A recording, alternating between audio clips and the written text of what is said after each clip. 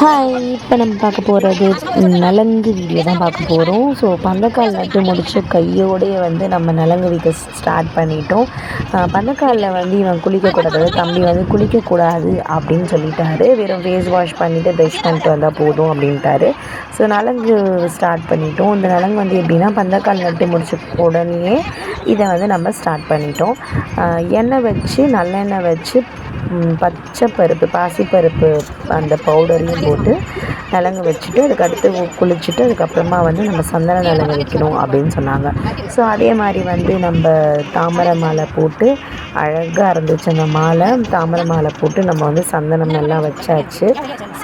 பச்சைப்பருப்பு எண்ணெய் எல்லோரும் வச்சாச்சு. வீட்டில் இருக்கவங்க எல்லோரும் ஒருத்தவங்க விடாமல் எல்லோரும் வச்சிட்டோம். ரொம்ப ஹாப்பியாகவும் இருந்தது, சந்தோஷமாகவும் இருந்தது. இதுக்கு வந்து நம்ம சந்தன நலங்கோ இல்லை குத்து விளக்கோ எதுவுமே ஏற்ற வேணாம் அப்படின்னு சொல்லிட்டாங்க. ஸோ நம்ம காமாட்சியம்மா மட்டும் விளக்கு வச்சு எல்லாருமே இதையும் பண்ணி முடிச்சிட்டோம். நெக்ஸ்ட் வீடியோவில் வந்து பார்த்திங்க அப்படின்னா நமக்கு வந்து சந்தன நலங்கு வைக்கலாம்.